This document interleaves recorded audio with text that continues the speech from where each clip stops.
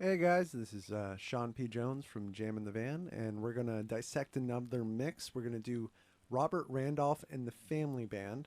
So I'm going to play you the song that we're going to do, and then we're going to kind of dissect it, go into it. I'm going to show you today how I use analog gear incorporating into my mixes. So here we go. Here's the mix. 1, 2, 3. Cut him loose. Cut him loose. Cut him loose. If you want him more, cut him loose. Cut him loose. Cut him loose. If you want him more, blue and red makes purple, and one makes two. You see, say how's that apple pie? Squeeze a little bit of the juice. Just a one is enough. Two twos is pretty good too.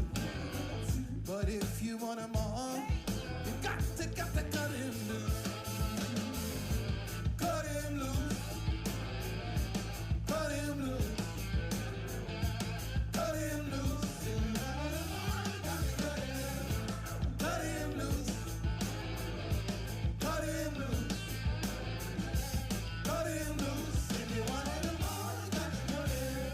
You don't pick the berries, the bush will get too full. You gotta pick them when they ripe up. That's a golden rule.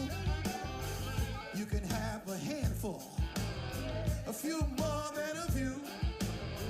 But if you want them all, you got to cut it loose. Cut him loose. Cut him loose. Cut him loose.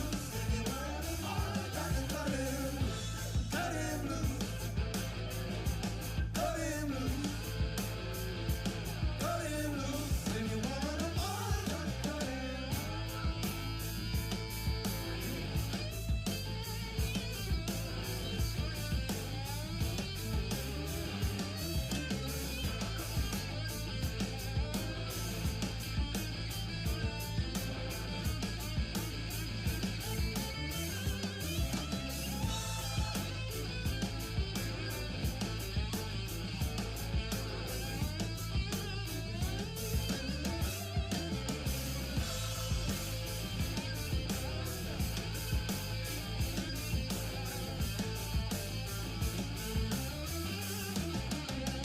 Want them loving and loyal, coming back to you. You gotta let him go. You got to cut him loose. Cut him loose. Cut him loose. Cut him loose. If you want him all, you got to cut him. Cut him loose. Cut him loose. Cut him loose. If you want him all, you got to cut him.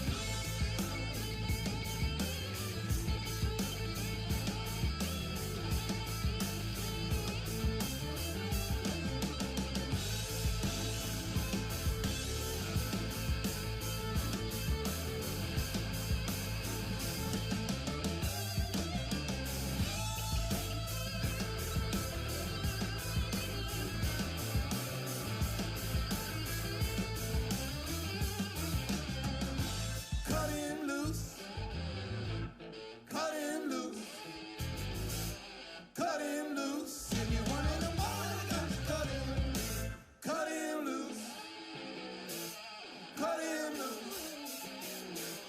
Cut him loose. If you want him all, you got to cut him. Yeah, that's rocking right there, brother.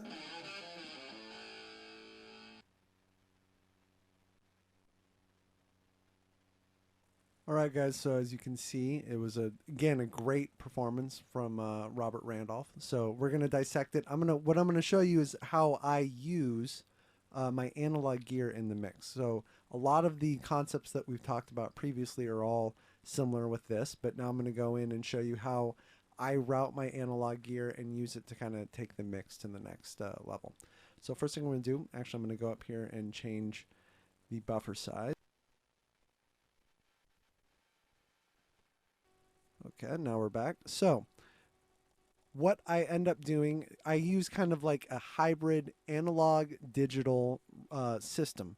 So not everything is analog, but not everything is digital. I like bouncing everything completely digital in the box, but I like routing a lot of my instruments and everything that I'm working on through analog gear as well too.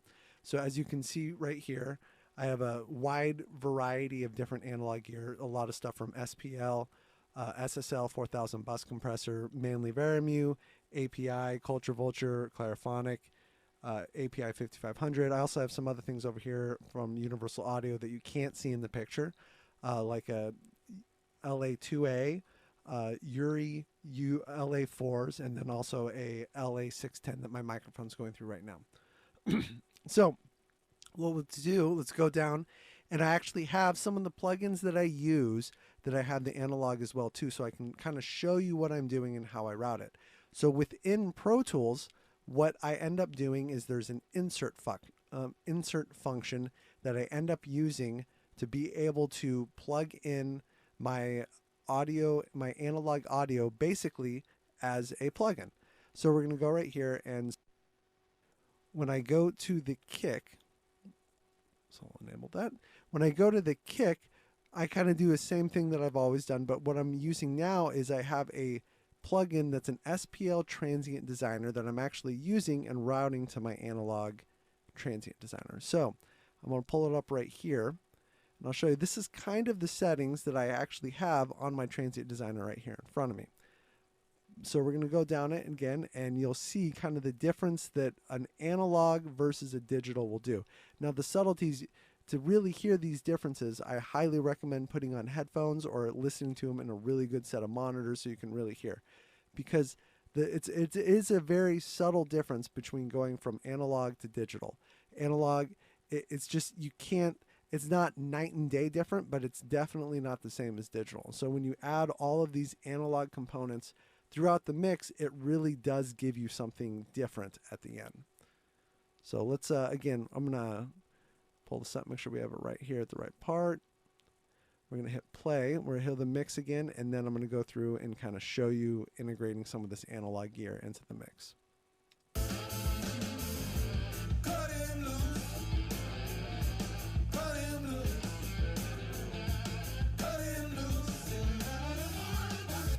So again, this is the third dissecting the mix that we have done, and another reason why I felt this mix came out so well again was the band. Robert Randolph, and you, as you saw in the video, everyone in the band is phenomenal level musically, so it's very easy to mix. This was again a very tight band. There's a lot of components to it, so you have to think about that when you're mixing everything together. So again, let's kind of start. In essence, with every mix that I do, I start from the ground rhythm functions of the band. So I'll start with like the kick, snare, and go to that, and then move all the way up through the harmonic instruments, starting with the bass, guitar, keys, and then finally going to vocals.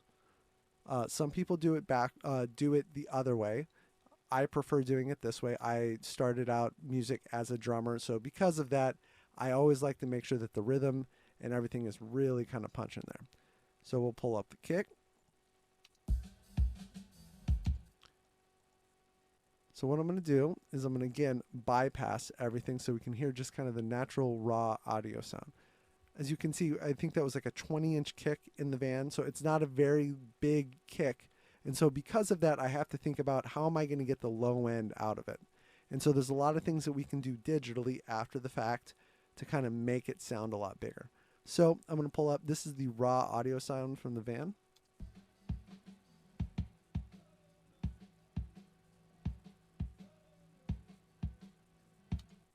Okay, so now as you can see, it's kind of like dead and dull. There's a lot of different things you can do. A lot of people will sample replace it.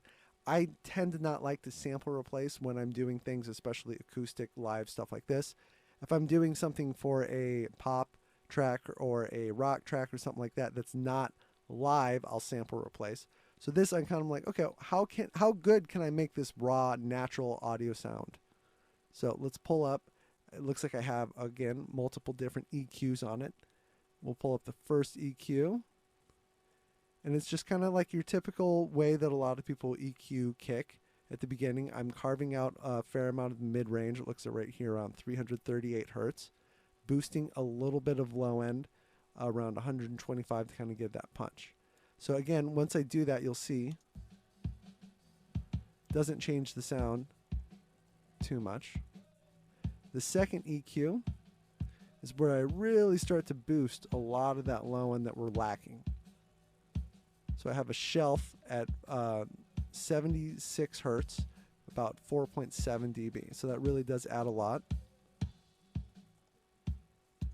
Next thing we'll do is we're going to add some compression. We've gone over that in other videos, so we're going to go bypass that. This is also a great way that I love really boosting up kick. It's a plugin by Waves called Max Bass, and that really does kind of get that low end punch out of it.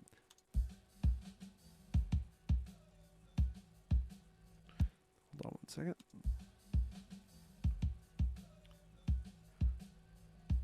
So now, I don't know if you can hear it there, but the Max Bass is doing a really good job of kind of getting that low end, but because of that, it's actually kind of making it too boomy. So this is where I'm going to go to using a transient designer to kind of tame that low end a little bit. So now this is the transient designer. This is the settings that I'm using, but I'm actually using a hardware transient designer. So now I took that out of bypass, and you can see it's right over here. And so what I'm going to do is I'm going to have it engaged and disengaged.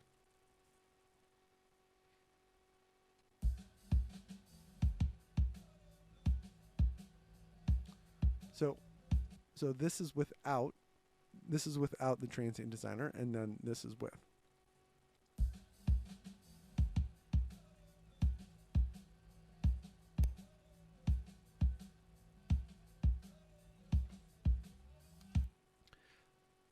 So I have this up here. This is actually not being engaged right now because it's still bypassed, because I'm using the hardware transient designer to route everything through. So now we'll add a limiter and kind of get it into the next level to the dynamics that I like it to be at. As I said in a previous video, I like having it all at unity gain 0. And that is 6 decibels below digital 0. So you can see that here on the limiter right there.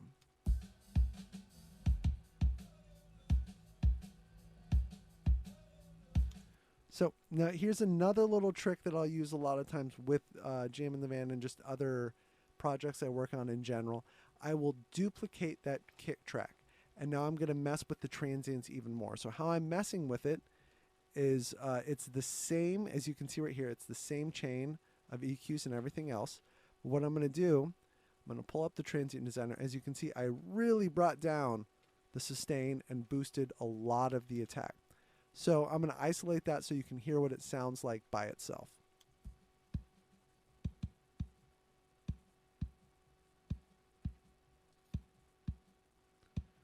So as you can hear, it's just like a very attacky kind of, there's no low end or anything on it at all.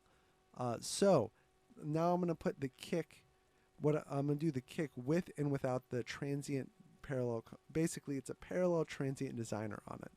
So here is the kick by itself.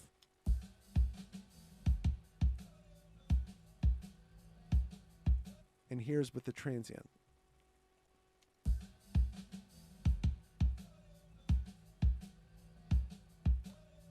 Now I'm going to do that one more, and I'm going to actually demonstrate that in the context of the entire mix. So this is the mix without the parallel transient designer on it.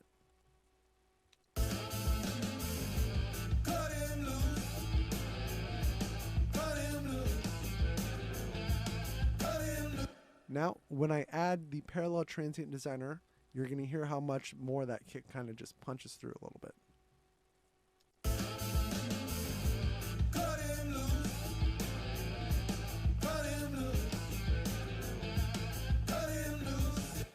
Okay, so moving on, I'm going to use this same concept for the snare as well too. So on the snare, I'm actually using a hardware transient designer, and then I'm also going to use that parallel transient designer trick. So as we can see right here, I'm really taking down the sustain and bumping up the attack. So again, by itself.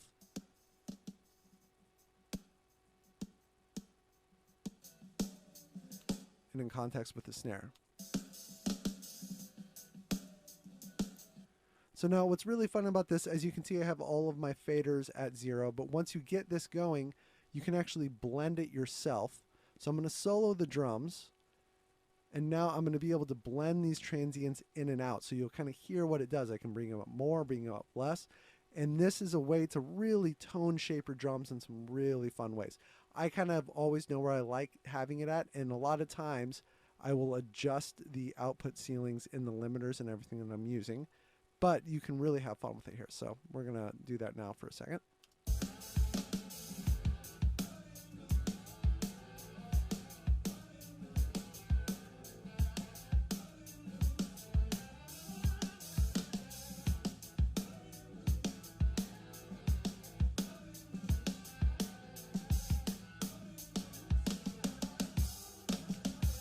So for the context of this right now, I'm actually going to boost the transients a little bit more. So as you can see right here, I actually have them a little bit higher boosted. So moving forward, the rack toms, the 4 toms, we've gone over that in other videos. You can look them up and check it out if you want. I'm going to move to the overheads and how I treat them. And same thing, I'm actually routing this. Last time I routed it through the digital plugin, the API 2500. Now I'm using the outboard gear. So to pull up, this is the setting that I'm using on the API 2500. And it just really does do a little bit of a different thing in the analog realm. Necessarily not better, necessarily not worse. It's just a fun, different tone to have. So we're going to bypass it. I'm going to bypass both of them, and you can hear the difference the way they sound. So here's both without.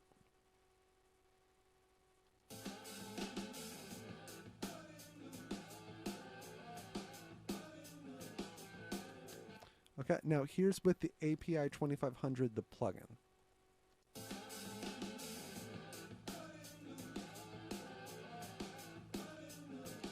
Now I'm going to engage the API 2500, the analog unit. And you can see it is a slight different thing, but the accumulation of all of these analog gear over the course of the mix is really going to bring something special. So we're going to do that now.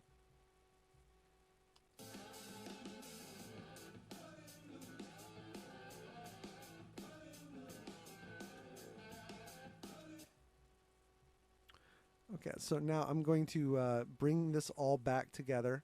Again, we've talked about it in previous videos, but I am always conscious of the phase between the overheads and the snare. And as we can see right here, I actually had to phase invert them to make sure that they were phase coherent. So let's hear that one more time. So here's phase coherent, and I'll demonstrate when it's not, so you can hear the difference.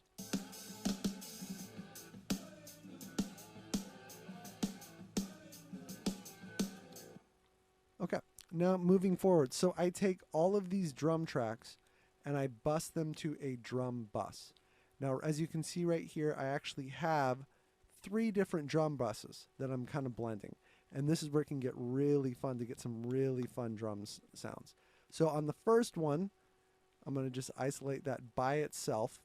That is just the drums going completely clean through.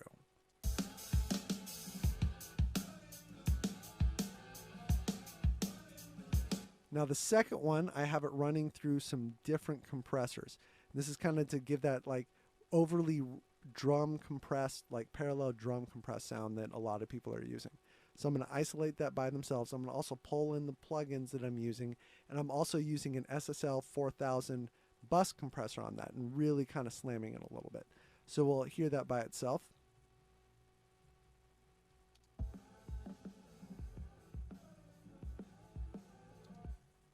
So the first one we have is the Bluey CLA 76, and it's really kind of slamming. I'm going to bypass everything really quick.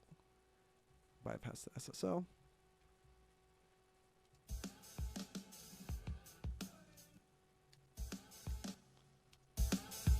So again, the clean drum sound. Now I'm going to start going through and I'll show you what these different compressors are doing.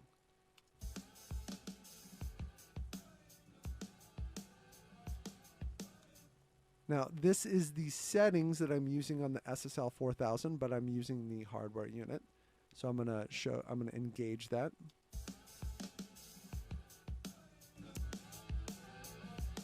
As you can see, that really gives a really nice little, just kind of like nice distortion and funness to it. Next, we're going to do Transient Designer and Limiter, and then we'll bring that back all in, and we'll see what this sounds like by itself. Now, one thing to note also on the compression, I actually have a little bit of a low pass filter on it, because I found that it was getting in the way of the high pass. It was getting a little bit out of phase with the drum bus high pass when I put it in. So now I'm going to show you what it sounds like, the drum bus without this compression and then with it. So I'm going to play a little bit without, and then I'm going to blend it in. I'm going to actually bring this all the way down and blend it in. You'll see what it kind of sounds like together.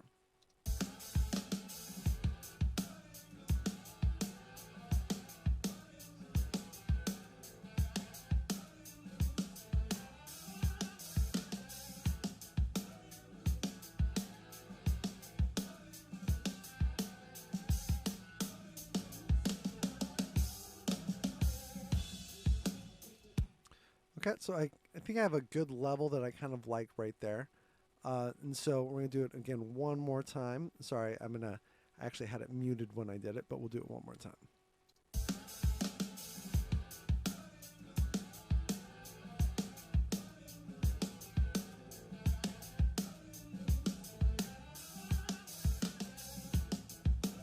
So it definitely just adds something fun to the drums. But before we go on, I do want to give a quick shout out to OWC. They've been a great sponsor to Jam in the Van, and we use all of our hard drives from OWC. All of our files are backed up on multiple OWC drives, and they're just very reliable. It's a great company to work with, and it really has saved us a lot of time and energy. And so we do appreciate kind of our relationship with them, and I highly recommend anyone that's looking at any sort of like kind of technical computer things, whether it be hard drives, RAM, or something like that, check out OWC. They have really good products and really good prices over everything. So now moving forward with this, so we have the two different drum buses that I have. I have the clean one. I have the overcompressed one with like SSL 4000 and a CLA 76. That's an emulation of the 1176. The last thing that I have is a distortion channel. So the distortion channel, what I'm doing, I'm actually running it through my Culture Vulture over here, which is a great way to kind of just add harmonic distortion to things. A lot of people will use it on vocals. They'll use it on their entire mix. I like using it on drums. So let's kind of hear what that sounds like. So we're going to, I'm going to just kind of bring it in, and then we're going to isolate it. And then once we have it isolated, I'll bring it into the rest of the drums.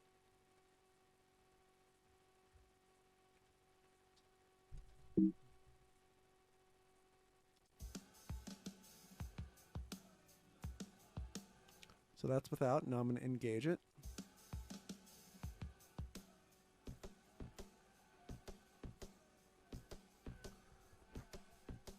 So as you can hear, it creates like a very notable, it's a very noticeable, distortion. So this noticeable distortion is really going to kind of like help just glue everything together. Now I'm going to bring that in to the context of everything else.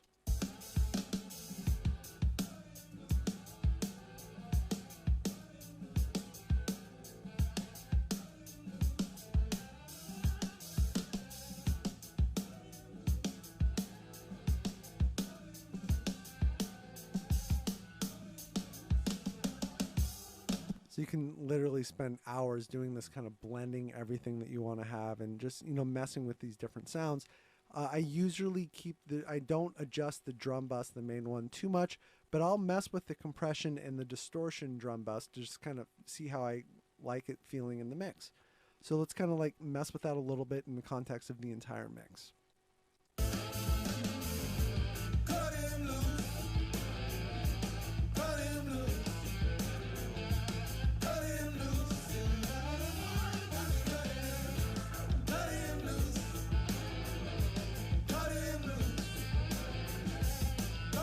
So I kind of ended up liking the compression bus a little bit more than the distortion. So I actually have the compression bus up a little bit more than the distortion.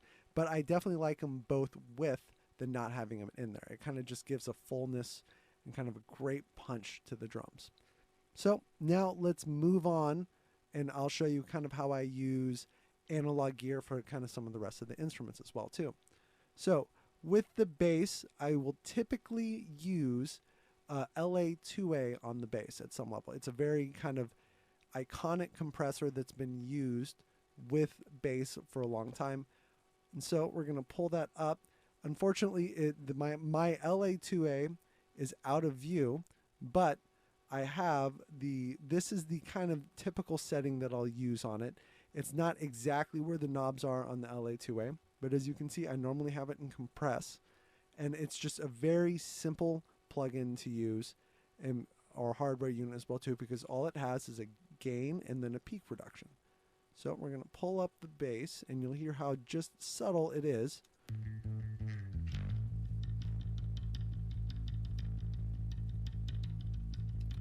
So now you can't see right now on the analog unit, but it is very similar. The amount of gain reduction is very similar to what the plugin is showing right now.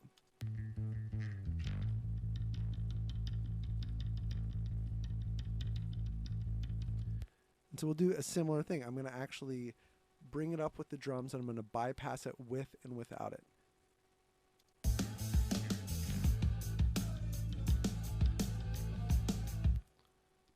So here's without.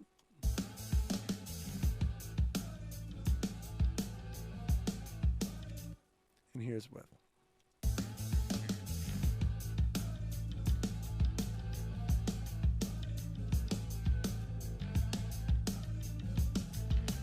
So it gives just like a really nice growl, you know, it's really helping turn that good shit up, if you know what I'm saying. So now we're going to move forward again a little bit more, and we're going to move to the guitars. A lot of times with guitars, I have a Uri LA4, which is really great. It's kind of similar to an LA3A, and I'll end up using that on guitars, just slightly hitting it with the compression. It's a similar thing. All these things just accumulate and add up to a really great sounding mix at the end. So let me pull that up.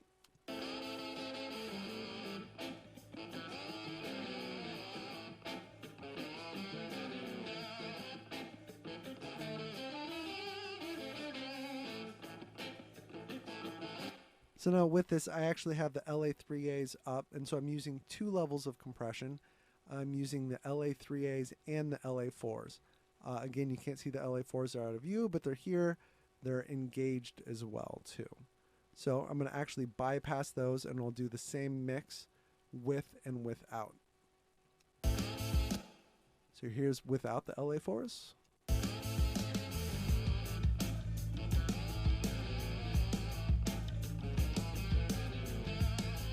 And here's with the LA4s.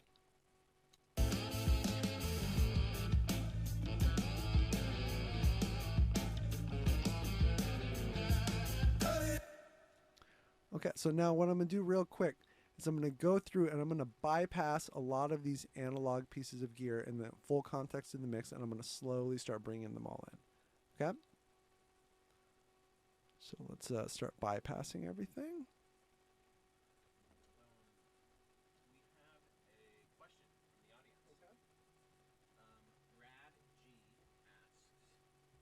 So we have a question from the audience, so we're going to actually take that real quick. Brad G asks, what are any cheap hardware effects units that you would recommend?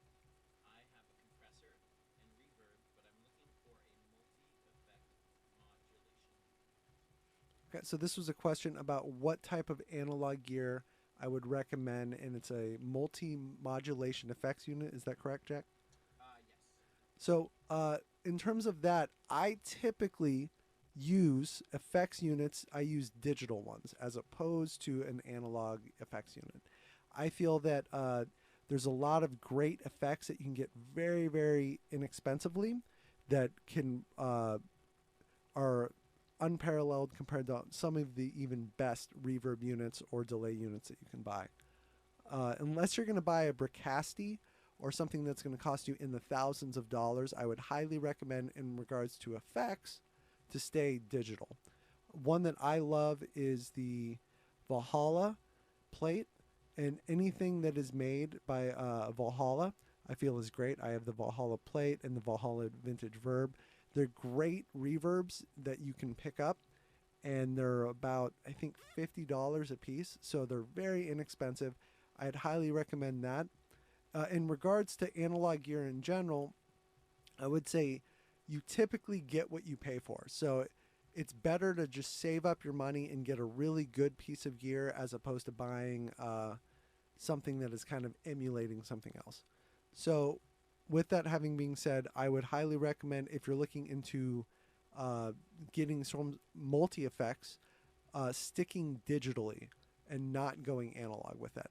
Most of my mixes, I actually don't have any effects units or anything that I use in the analog realm, and I use everything digital when it comes to that. So now moving back to the mix, I'm trying to think where we're at. We just got done. Oh yeah, I'm going to bypass the mix with all of the hardware unit. I'm going to slowly start bringing it in so you can hear what it sounds like. So let me start bypassing everything.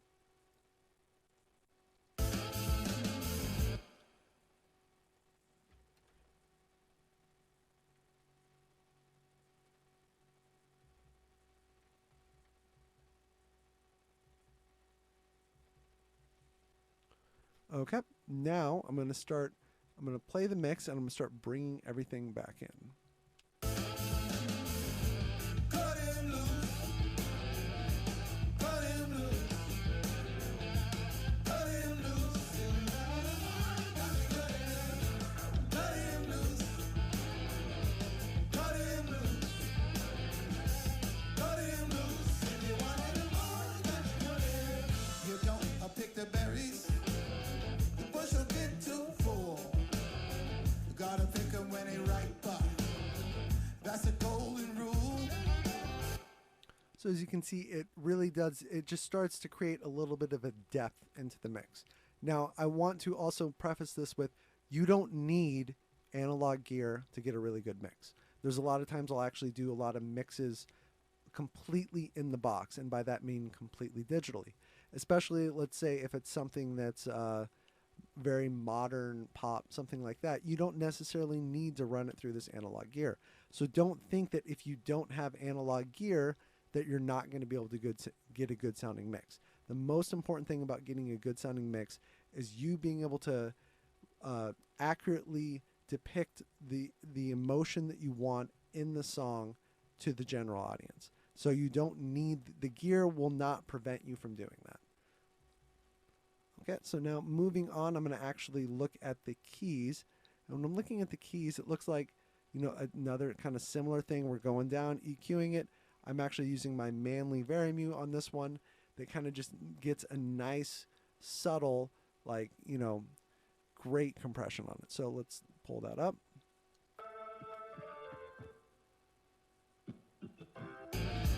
Cut him loose. Cut him loose. Cut him loose.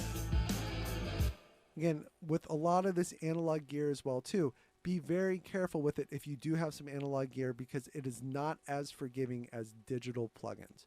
And by that, I mean, when I'm hitting something with, let's say, you know, 2 to 3 decibels of gain reduction, it's a lot more noticeable in the analog realm, I find, than in the digital. You can really sometimes slam things digitally and you don't really hear the effects of it. Same thing when you use EQs as well too. So now moving forward on Robert Randolph's vocal, everything was digital, except the one thing I actually ended up using was a SPL Twins Tube saturation. Now, there's a lot of different saturation plugins that exist. Soundtoys makes one, SPL makes the Twin Tube, and I just love kind of what it did to his vocal to just have a little bit of tube saturation to it. So we're going to kind of pull that up. I'm going to bypass everything and again kind of go down quickly what I ended up doing to his vocal. Cut him loose. Cut him loose. Cut him loose.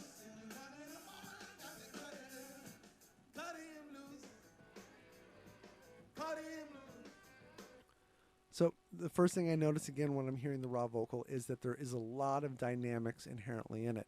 So I'm going to try to kind of glue that all together, which the SPL twin tube helped do as well. So we have, again, basic thing. When I go down, I'll EQ it, and then I'm going to compress it, and then I'm going to kind of find the nice level that I want to bring it back into the mix.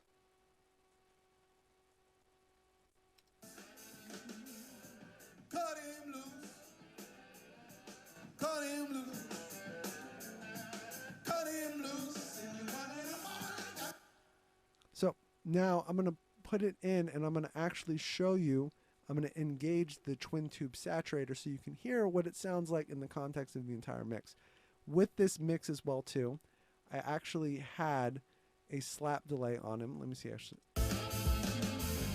Yeah, I had a nice slap delay on him because I really felt that it helped kind of with the style of music that I was using. And then I felt when I engaged the SPL twin tube, it kind of took it to that next level. So let's hear what that kind of sounds like. Cut him loose. Cut him loose. Cut him loose. Cut him loose. Cut him loose. Cut him loose. Okay, so moving forward, actually before we move forward, I want to give another shout out to OWC, as you can see right here, but I actually have external hard drives that I run all of my sessions from Jam in the Van and all of my other projects through OWC. So again, go check them out. I believe it's just OWC.com, and they'll be able to fill any sort. I'm sorry, excuse me. As I've been told, it's MacSales.com. And they're going to be able to find any of your needs digitally with their computer solutions. So now moving forward, this has kind of shown you some of the different ways that I use my analog gear. A lot of times, actually, there's been a lot of times where I'll run everything digitally, and then when I get to the master fader, I'll have a master fader kind of like chain that I'll run a lot of these pieces through to really give it a nice saturation. One of my favorite ones is made by Cush Audio, which is the Cush Audio Clariphonic Parallel Equalizer. And this really kind of just is a great way to clean up your mixes and just kind of like bring everything together. And so what I want to do is I'm going to demonstrate without it and then with it so you can really hear what it does. So this is without. Now what it does, it's actually, as we demonstrated earlier with the transient designers and when I was using the drums having parallel buses, this is doing the same thing. I'm actually EQing my entire mix in a parallel fashion. So it's just adding it to it, but it's not adjusting everything with it. So I'll play it without, and then I'm going to play it with. Cut him loose. Cut him loose. Cut him loose. Cut him loose. So there's a lot of high end that's definitely added with this hardware unit.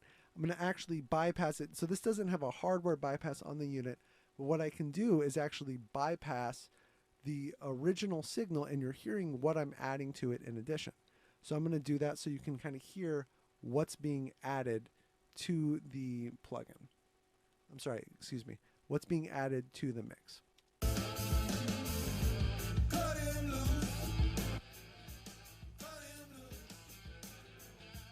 Cut him loose.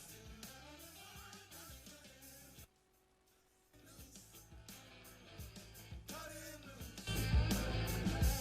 Cut him loose. If you want it more. So once I started messing with the Clariphonic, it really took my mixes to the next level. So I'd highly recommend, if you are looking for like maybe one affordable piece of gear that's going to really kind of help everything that you sound run through, I would check out the Clariphonic. Really has been a great investment. So now that we have all this, I actually want to go down, and then at the very end, we're going to go and kind of go through some effects, and then again, the mastering chain that I'm using. So as I talked about earlier, I have all this analog gear, but I actually end up using, for effects, my reverbs, my delays, and everything like that, I always end up using digital ones. And the reason why is they're just so phenomenal for the price that you can get. A lot of times, I love, especially, let's say, the Valhalla series. They have a bunch of absolutely great different plugins that you can get. And then the other ones that I'll end up using a lot is the H delay. I'll use this a lot of times for all my different delays. And then the True Verb as well too. So to kind of show you the depth that effects give on the mix, I'm going to bypass all the effects and then I'm going to add it in real quick. And then we'll go through and I'll show you how I will kind of treat different instruments differently with effects.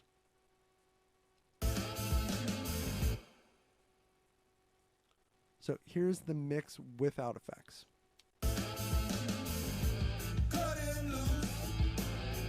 Sorry, 1 second. Actually, that was automated on.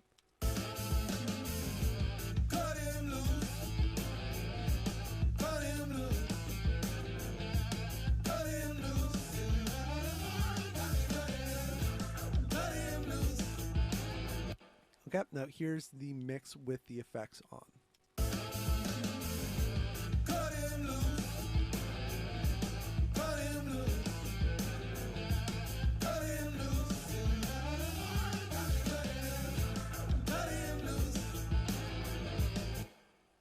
Okay, so we can hear the reverb trail once I stop everything. Now we're going to go and I'm going to kind of, when I typically do this, I'll start from one of two places. Actually, most of the time, I would say 95% of the time, when I start adding effects, I start adding effects to the lead vocal first. When I start doing the mix, I always start with the drums, but when I start with the effects, it's the lead vocal because that is the most important thing to the mix to me. So I'm going to go through it real quick, and let's see if we can do that real quick. Great. I'm bypassing all of the effect sends. And so now we'll go back through and we can kind of hear where I started to add some different effects. So with the vocal, I typically will solo the vocal to add the effects. Now, of course, I will adjust the sends on the effects then afterwards, but this kind of gives me the ability to hear the effect by itself in the context of the vocal. I know there's counter arguments to that. Well, you'll never hear the lead vocal by itself, but it's good, especially for me, to hear that so I can time the length of my reverbs and delays as well too. So we're going to pull that up. So this is the lead vocal without any effects. Cut him loose. Cut him loose. Now I'm going to start adding the effects slowly on top of it. Cut him loose. Cut him loose. Cut him loose. Cut him loose. Okay, so now of all these sends, the ones that I actually don't have anything going on is the timed delay. Now, with this style of music, I feel that a time delay is going to actually get in the way, and there's not enough space harmonically and spatially to kind of put it in there. So I'm going to actually add a quarter note time delay and then put it in the context of the mix so that you can hear what it would sound like and why I chose not to do that.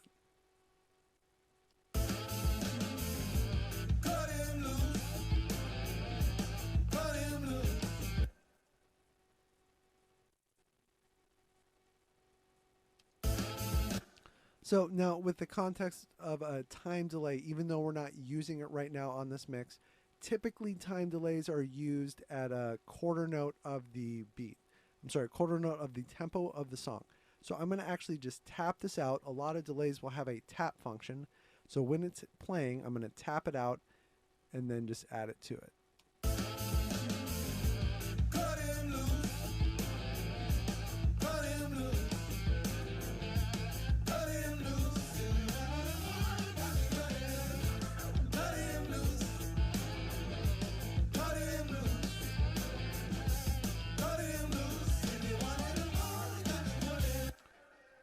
So you can hear it right there. It's a little bit hard to hear because of how dense the production is on this song. But if I solo it, you're going to hear this time delay. And I just find that it gets in the way. So there's no reason to use it in this mix. Cut him loose. Cut him loose. Cut him loose. But having said that, one thing that I really felt that was important to this mix was using a slap delay. Now, a lot of slap delays can really kind of just immediately put you in a certain genre, put you in a certain time. And so I'm going to kind of show you what his vocal sounds with and without a slap delay. Cut him loose. Cut him loose. Cut him loose. So now, typically a slap delay, you're going to want it at least 50 milliseconds. Sometimes you can make it a little bit longer. The main things that I adjust in my slap delay is the length of it and then the filters. Now the filters is going to also kind of create the ultimate effect that we want. So to make this really apparent, I'm going to bring this up to like 125. And you're going to hear what that sounds like. Now, I always will normally do a low pass on it because if I don't, it'll sound a little bit too hi-fi. We're actually emulating old tape delays back of the 50s and 60s and 70s. So with that, every time that it ran through a tape delay, the high end on it would go out. So I'll demonstrate what it sounds like with the low pass in and then without. Cut him loose. Cut him loose. Cut him loose. Cut him loose. So now when I have the low pass and high pass to their extremes, it sounds a little bit too clean to me. And so I'm going to actually bring this up. The high pass I'm going to put around like 300. I'm going to slowly bring down the low pass and we'll find kind of a level that we like at with it. Cut him loose. Cut him loose. Cut him loose. Okay. Now the last thing that we're going to talk right now about delays that I think is important to be aware of, and this is very important, let's say for time delays, but for slapback delays, be careful of the amount of feedback that you have on your delay. The more feedback that you put in, it's going to slowly start getting to the point where it might start feeding back. So I'm going to actually start to bring it up, and you're going to start to hear it kind of get out of control. Cut him loose. Cut him loose. Cut him loose. Cut him loose. Cut him loose. Cut him loose. So now a quick way to kill that is you can either mute the track, but a lot of times I like to just quickly go in and turn the feedback all the way down. So for a slap delay, I would not use any sort of feedback. Or if you are, going to make sure that it's very low. So now we're going to add all of these effects back in. We're going to hear his vocal. Cut him loose. So we have another question, so let's take that.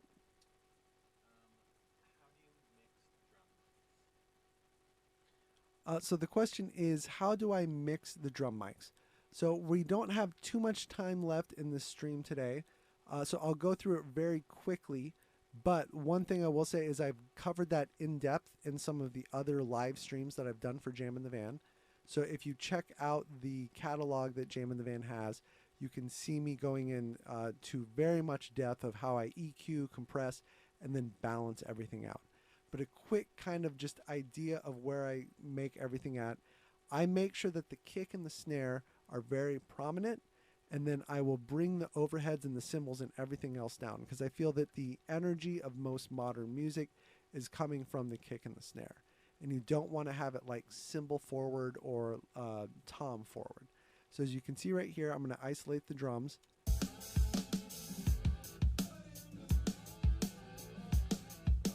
It's very kick forward. I'm going to demonstrate what it sounds like if all of a sudden I bring up the cymbals a lot more. And I'm actually doing that in context of the mix.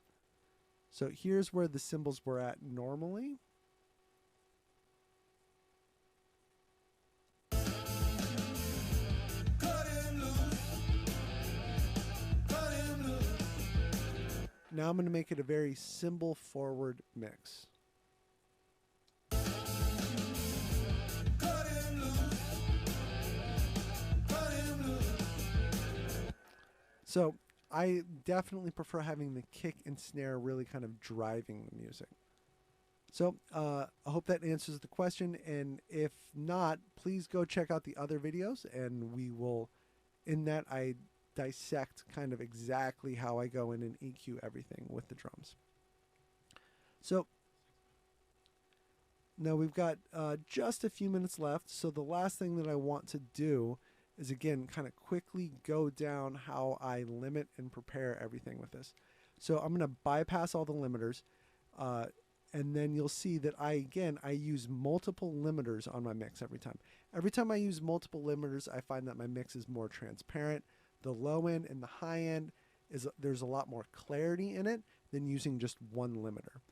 So this is, again, the level of the mix without any limiters.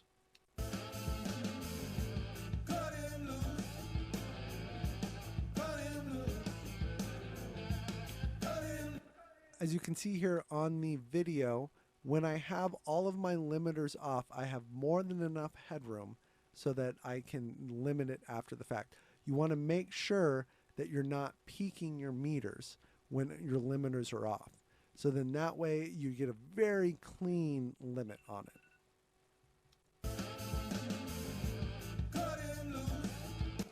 So typically with a lot of these things, I'll use a blend of multi-band limiters and then also just kind of like peak limiters.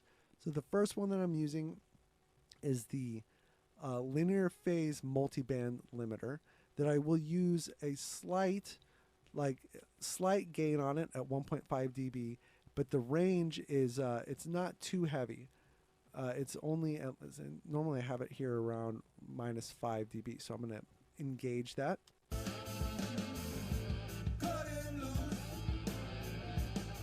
Now, a lot of these limiters, again, are very subtle at the beginning, but then at the very end is when we really kind of start to slam it. So the next one is the Pro MB, which again is a multi-band limiter that kind of just will naturally shape as opposed to just limiting the dynamics across the board.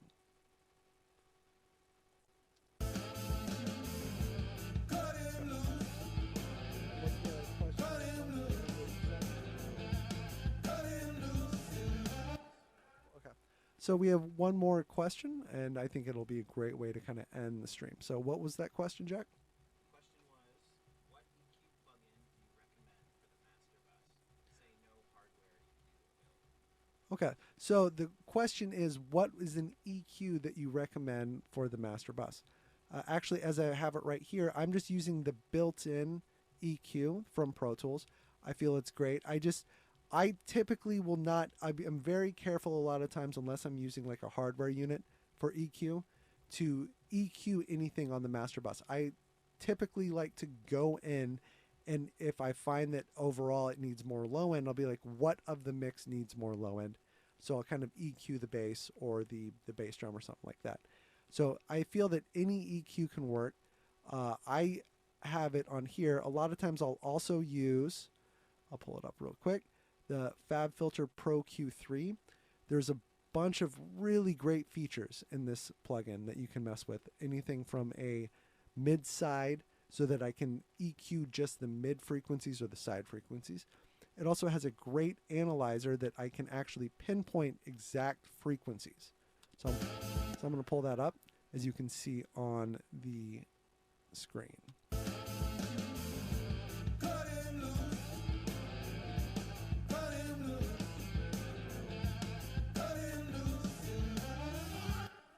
So as you can see, it actually showed me that I have a peak coming in at 1,341 hertz. So I put a little mark on that there. And one of the other great benefits of the Pro Q3 is that you can dynamically EQ. So what that ends up doing is I'm not actually just bringing it down all the time. I'm EQing it only when it hits a certain threshold. So that's the peak where it was finding. I'm going to actually bring this down to 0. And I'm going to dynamically EQ it so that whenever it hits that threshold, it'll come down.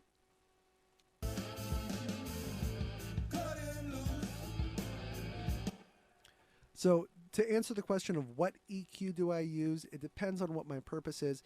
If you want a very, very versatile EQ to use on the master bus, I'd highly recommend the Fabfilter Pro Q3. It's a very affordable EQ. I think it's around $100 to $150. I don't remember exactly where it's at. It's very worth it when it comes to having an EQ on the master bus. So now to wrap it all up, the last thing I'll do, I put another another limiter on there. I'll use the L3 Ultra Maximizer. This is the one where I really start to kind of squash my mixes down. So I'm having 4 decibels of gain reduction and output ceiling of -0.1 decibels. Cut him loose. Cut him loose. And then another great plugin from Fabfilter is the Pro L2. This really kind of helps it aggressively slam it to get to that LUFS level that you want. Cut him loose. Cut him loose. Lastly, I'll use the L3 LL Multi-Maximizer, which I actually use as a way to tone shape it as well too in a limiter. So that really kind of gives the overall frequency spectrum that I want. So I'm going to put that on. Cut him loose. Cut him loose. Cut him loose. All right, guys, I hope this has been very insightful and helpful. If you have any more questions, any direct questions, you can always hit me up on Instagram. It's very easy. It's just Sean P. Jones. DM me. I'll be happy to get back to you if any questions that you have. So the last thing I'm going to do, I'm going to kind of play you out again a little bit with the band. I hope this was insightful on how I use analog gear and kind of integrate everything into the mix. And I also want to give one more plug, one more shout out to OWC. We thank you for their support. They've been very helpful to us. And please go check them out at maxsales.com. All right, guys, remember to turn that good shit up and the bad shit down. Peace. Cut him loose. Cut him loose. If you want him on, cut him. Cut him loose. Cut him loose. Cut him loose. If you want him on, cut him. Blue and red makes purple, and one makes 2. It's easy to say how's that apple pie? Squeeze a lemon and the juice. Just a 1 is enough. 2 twos is pretty good too. But if you want them all,